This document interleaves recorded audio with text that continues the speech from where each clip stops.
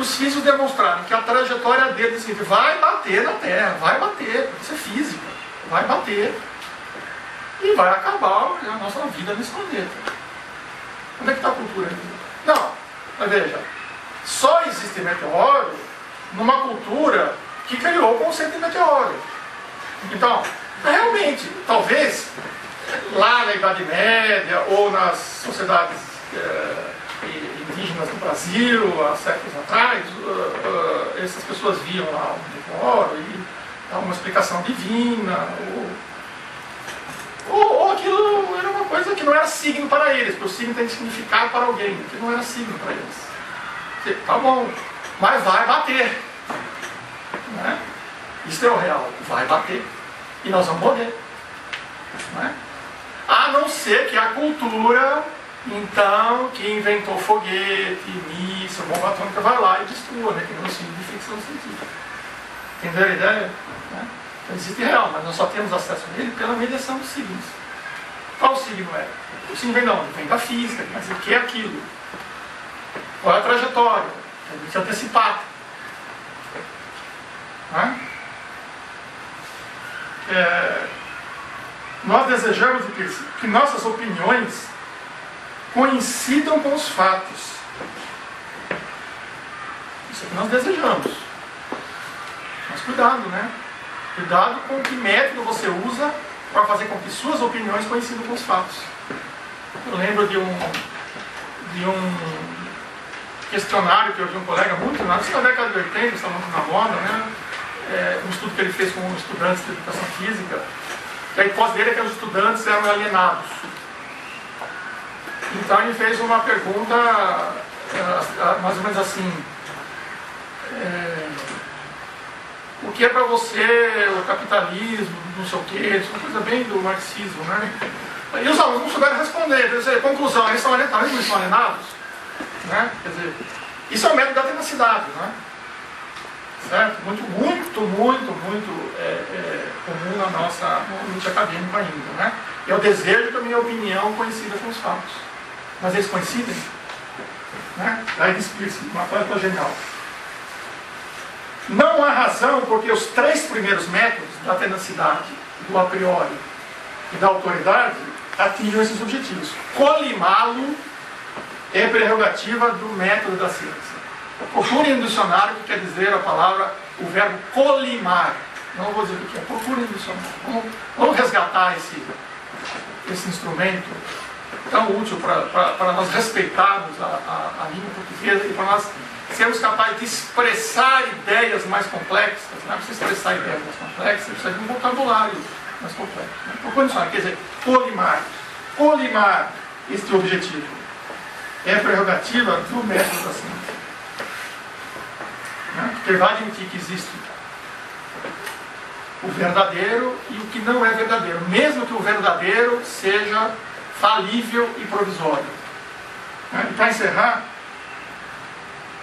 tem ainda a questão do que eu não falei, né, do método indutivo, dedutivo e abdutivo. Né? Mas isso fica com uma outra oportunidade. Tá?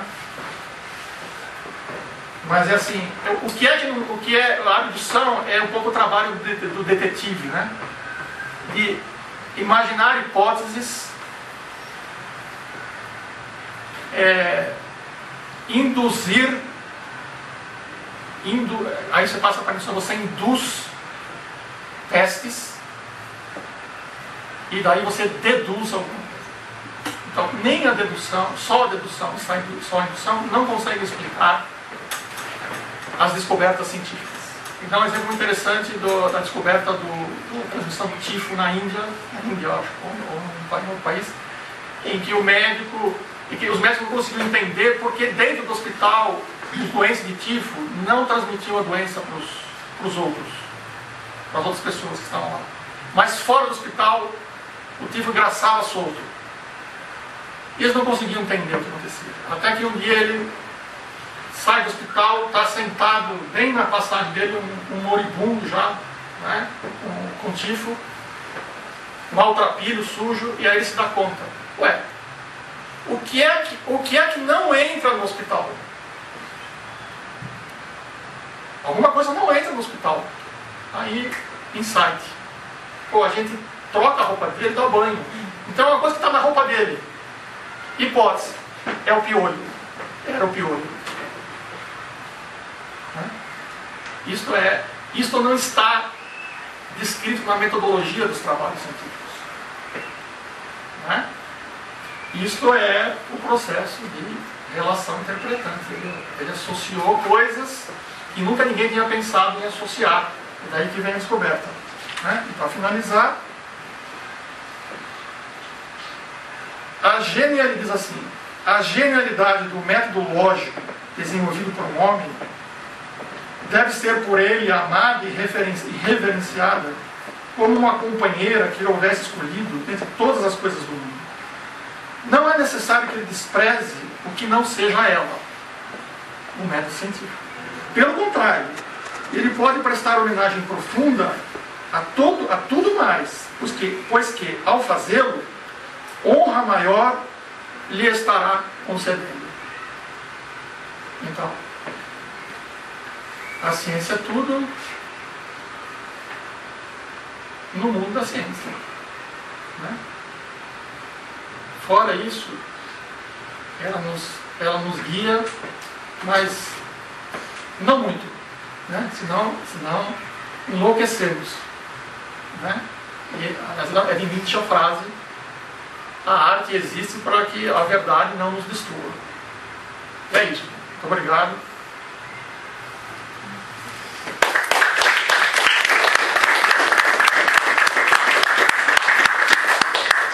Espero, quando puder rever o texto, aí eu fazer as ligações mais claras entre os argumentos que ficaram um pouco soltos, né?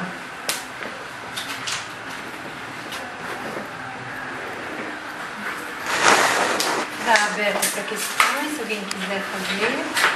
Só vou tirar esse. Volto a falar da teoria de aprendizagem, né, que é o que interessa mais vezes. O problema, geralmente, no estudo da saúde, o problema do professor é conseguir articular o sentido, né, o sentido daquilo que é o aluno, o significado, despertar o sentido, o prazer e o desejo. Esse que fala é Bernard Chalot.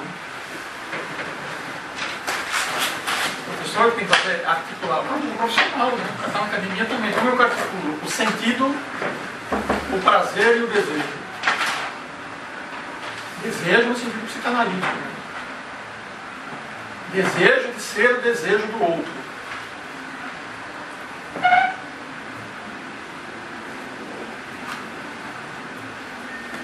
Então, quando eu venho aqui falar para vocês, eu desejo que vocês desejem o que eu estou falando, o que eu vou falar.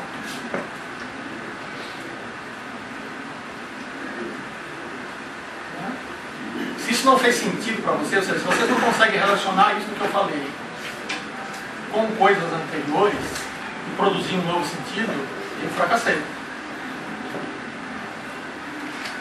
Se isso aqui foi cansativo, penoso, chato, monótono, eu fracassei. Se eu não conseguir desafiá-los, eu fracassei. Então, não é isso que faz. Tanto o professor na escola, como o cara que está na academia.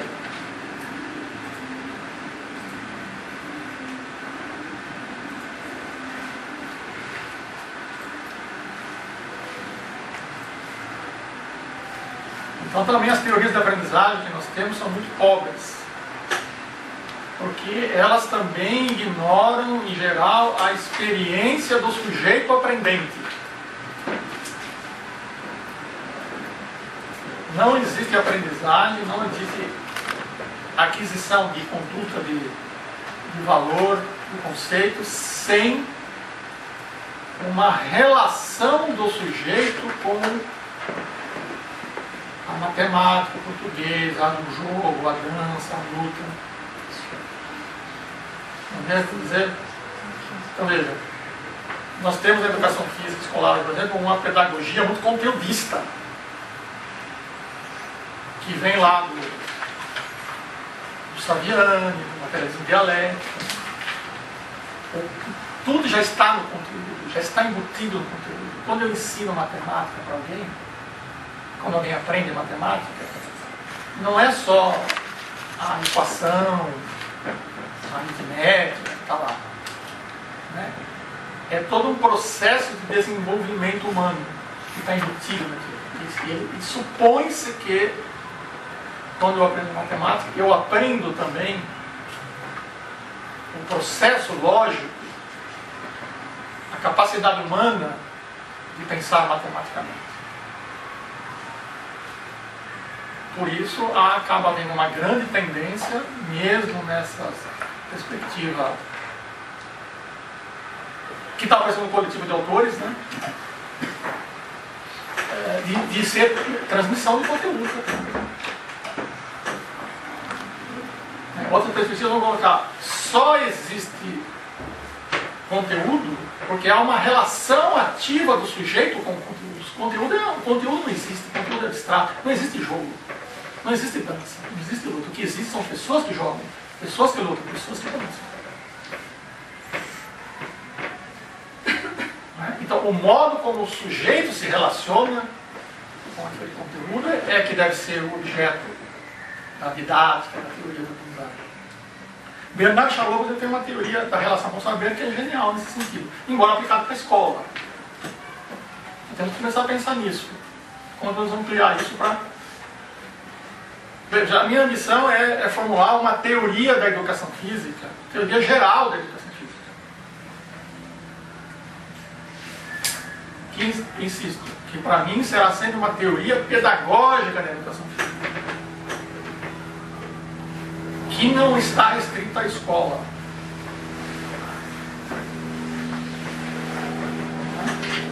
Porque toda interlocução profissional visa produzir algum tipo de aprendizagem e algum tipo de modificação de conduta.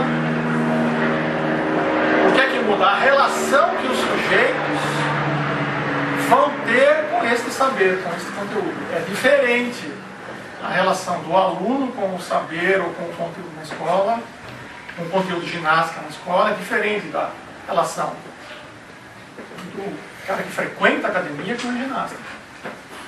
Dentro da academia você pode ter várias relações de diferentes sujeitos com aquele conteúdo. É diferente o esporte. Na escola, porque o sujeito que está lá tem um tipo de relação com o esporte. É diferente do atleta profissional, que é diferente do atleta amador. Então hoje, por exemplo, já se fala de uma pedagogia do esporte. Eu acho um grande avanço.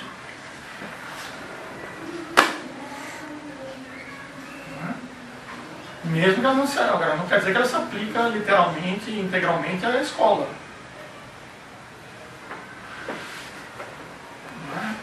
Eu posso falar isso por experiência própria. Eu frequento academia há muitos anos, né? Sempre na piscina, na natação ou hidroginástica. Eu tenho uma relação de sentido, de prazer e de desejo com a água.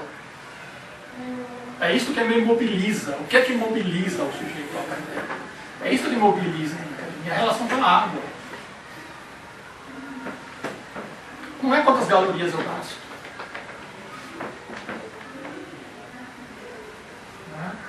É claro que, se pelo menos eu não engordar, contribuir para que eu não engorde mais, para que eu melhore a força muscular para carregar a Sofia, né?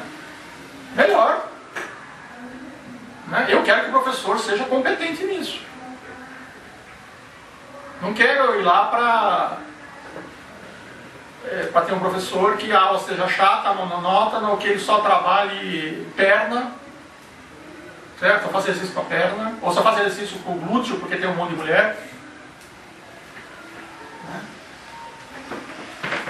Mas existe uma mobilização, que é a mobilização do desejo.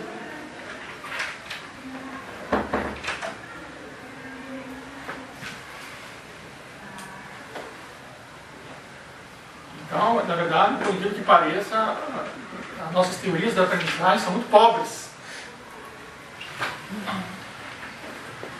Não é? E na pedagogia, e eu falo isso porque eu estou envolvido num curso de pós-graduação em educação. O que se vê ali é vigotskianos brigando com